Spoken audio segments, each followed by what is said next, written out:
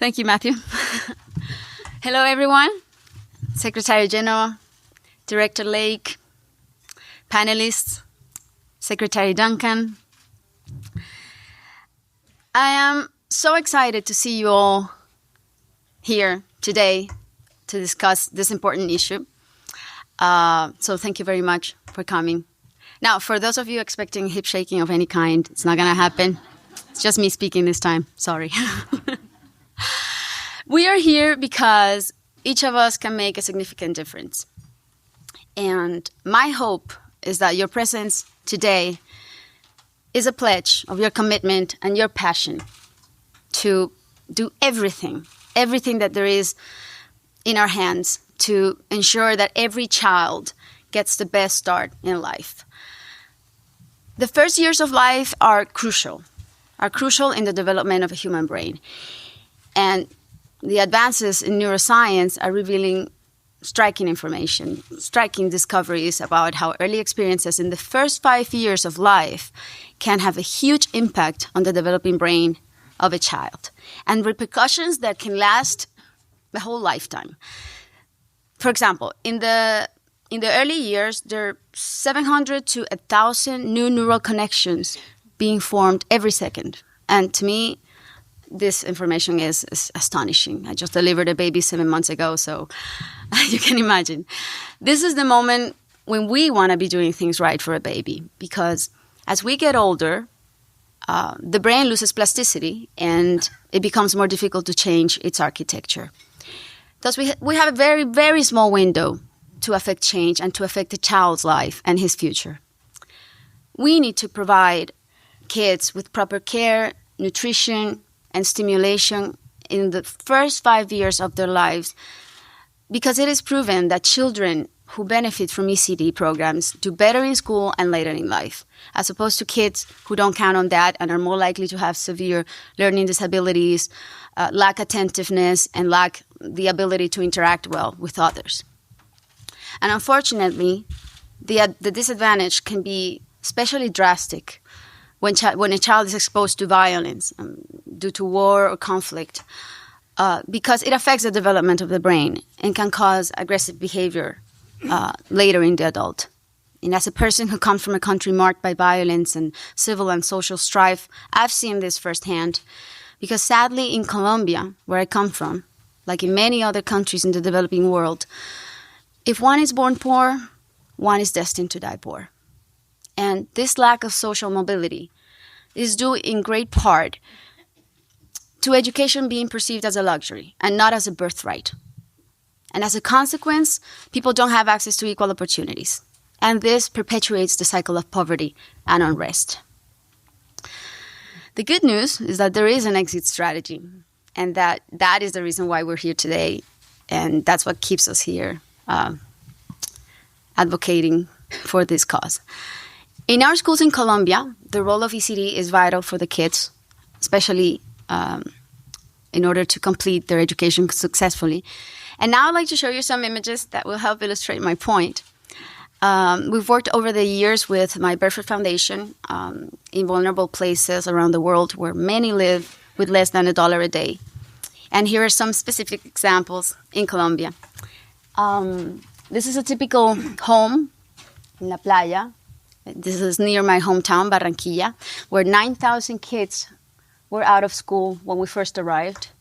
And most of them lived in homes like this one, shacks with tin roofs or cardboard ceilings, and in very precarious conditions. You can see it in the picture. This is the outskirts of Cartagena, an area plagued by gangs and thousands of displaced families without potable water, electricity, or even paved roads. Many of our students had been victims of violence themselves or have lost family members. So you can imagine the obstacles that we had to encounter, that we had to deal with, that range from behavior issues to problems of basic infrastructure to malnourishment, you name it. In order to overcome many of these difficulties, we had to find creative solutions, of course.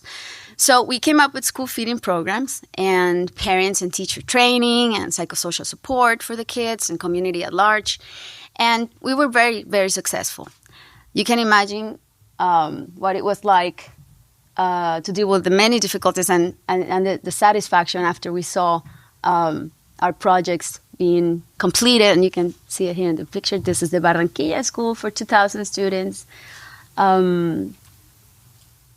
And this is the Cartagena School for 1,800 students. And these are 2 of the 6 schools that we have built in Colombia. We've been able to impact over 60,000 people, 60,000 people, and virtually eliminated malnutrition and child labor, and local gangs disbanded from the area. And we were able to commit the government to do their part by bringing electricity, potable water, and even paving roads. So it has been incredibly, incredibly exciting. And it has been, aside from that, a process of trial and error. It hasn't been a path of roses because we had a hard time at some point, a really hard time, keeping kids in school because they never received adequate care and nutrition and stimulation in the first 5 years of their lives. So that's when we realized that we were getting to these kids too late. And it was then when I was introduced to research on ECD, and we made that a priority. And believe me, that made all the difference in the world. Kids who had access to ECD programs were more school ready, could learn the information better, and today we have virtually no school dropouts. So we started forging public and private alliances and expanded throughout Latin America, building 4 centers in Mexico in partnership with the local government, 13 in Argentina, and 19 in Colombia. Here are the pictures again. You can see actually very, very pretty centers. Very proud of them. The success stories paint the picture much better than I can. I'd like to talk to you about one of the girls who attends our school, Tanya. Well, who used to attend our schools. Her name was Tanya. Her name is Tanya Araque, for example, who entered one of our schools in Soacha, Colombia, at the age of 9. Yeah, she was 9 years old. And she had been previously expelled from school for serious conduct issues. And Tanya was able to rise above her situation and even become an example to many other students. She started her own group and started to help other children to keep them out of trouble.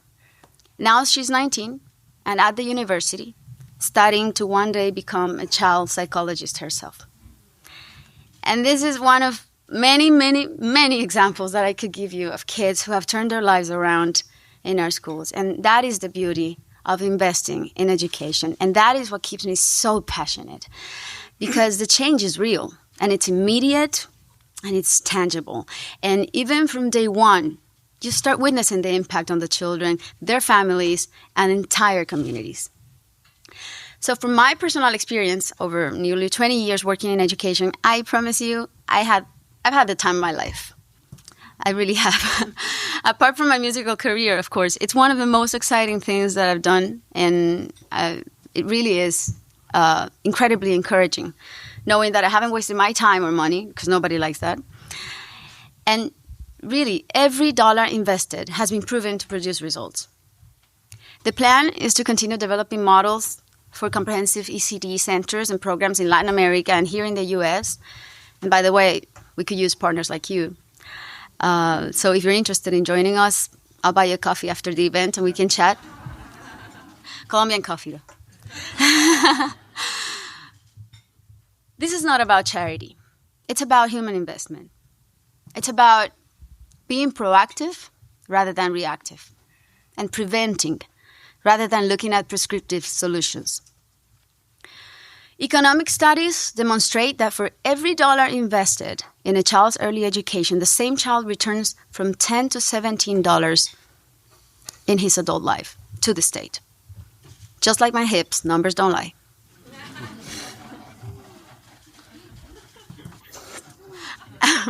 Among those who have done the math is Nobel Prize-winning economist James Heckman, who says that ECD interventions lower the risk of disease, increase the wages of children in their adult lives, and also produce benefits for society that are massive, up to 10% a year either in savings or in revenue.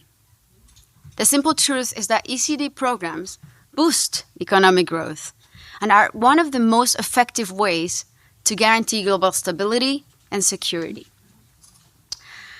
I recently read a study by the Brookings Institution that caught my attention, and it states that a national ECD program would add $2 trillion to America's annual GDP within a generation. I'm no economist, but wow. I can only imagine what we'd be looking at if we multiply that number several times with ECD programs in the rest of the world. It's no wonder that politicians and world leaders are all dedicating effort to this issue now.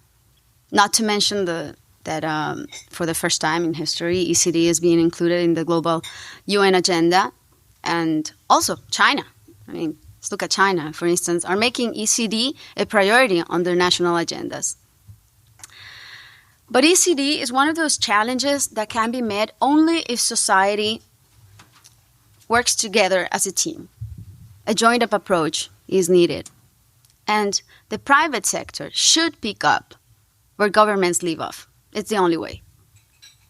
We need a new generation of philanthropists and entrepreneurs to make this issue their own. And some of you know the importance of being ahead of the curve. I am convinced that each one of you in this room can be tremendously influential. And we can be the first society that eradicates poverty and figures out an intelligent way to bring education to the most disenfranchised people on earth. So the challenge for each and every one of us here is, what are we going to do about it? How do we scale it up? Today, we're dealing with issues like world hunger, like climate change, crime, poverty, civil wars, and threats of violence, and the tragedy of the refugees. And the old-fashioned way of addressing issues one by one, as if they aren't interrelated, as if they existed in a vacuum, simply will not work today. We need a newer, fresher, smarter, and more holistic approach to solving the global issues that concern us all. Bringing ECD initiatives to all has to be the cornerstone upon which we build and design strategies for the world's greatest problems. That's what I believe. So we need to start at least applying the brains and the strategies of business and use the assets of your companies to do social good and to solve our social problems. That is philanthrocapitalism. I often wonder, for example, why there isn't a fund for early childhood development, a global fund, no? Much like the AIDS fund or like the tuberculosis and malaria fund. Money in this fund could be used to encourage countries to agree on initiatives for ECD. That's an idea. But even before there is a fund of this kind, I want to urge you all to commit to being leaders in forming national ECD strategies in countries where you have influence. Too often in the past, the world has underinvested in strategies that involve significant upfront costs to generate long-run benefits that are many times larger. And ECD is the test of whether the world can rise above short-termism to do what is in our best interest in the long run. Every year that passes without us making significant investments in ECD, millions and millions of kids will be born into the same cycle of poverty and lack of opportunity. Today, there are still 59 million kids out of school. We cannot afford this. From an economic perspective, it is important, sure. But now take that to a human level, and the case becomes so much more stronger. Because money isn't everything in the end. But investing in humans and the future of our society is. I strongly believe that the best is yet to come. But we need to move faster. Our children and our collective future depend on it. Thank you very much. Access over 1,000 resources to improve your English faster. Everything's in one place.